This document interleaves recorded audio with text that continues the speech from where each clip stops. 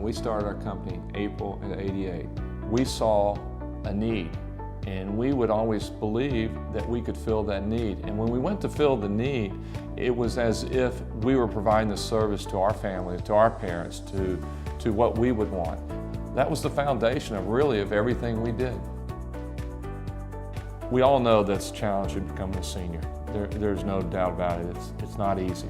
What we thought was, if you're going to move, if you're going to have to give up the things that you love and move, you wanted to, number one, first to feel like you're in a neighborhood.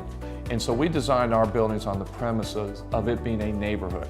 And a neighborhood means to me sidewalks, a lot of green space, patios, courtyards, having a feeling that after dinner I can take a walk. I don't want the highlight of the day watching a car go by. And so our beginning premise was that we needed lots of land. And in the industry, that's not done. So that is a key difference, because on large acreage, you can provide more services. When you think about the great Mayberries that you grew up in, they had fences and people walking the streets, and you'd see them walking their dogs, and they had places that they would kind of come and meet. And so what we have done through the community is we're big on sidewalks, we have our fences, you walk the property, you go sit by the gardens. We have a bocce court. So we put these little amenities around. We put them so that people have a place to go, and while they're there, they get a chance to meet a friend and talk about things, or to be with their family there.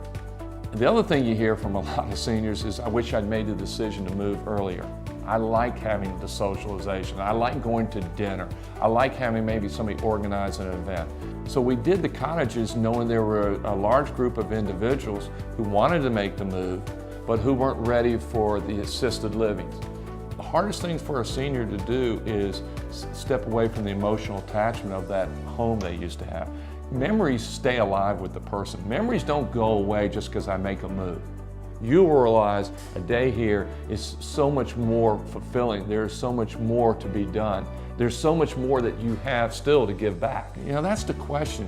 Do I want to spend more about holding on, or do I want to get on living? The people who chose to go live, they keep their old life, but they take the new things that they enjoy the most.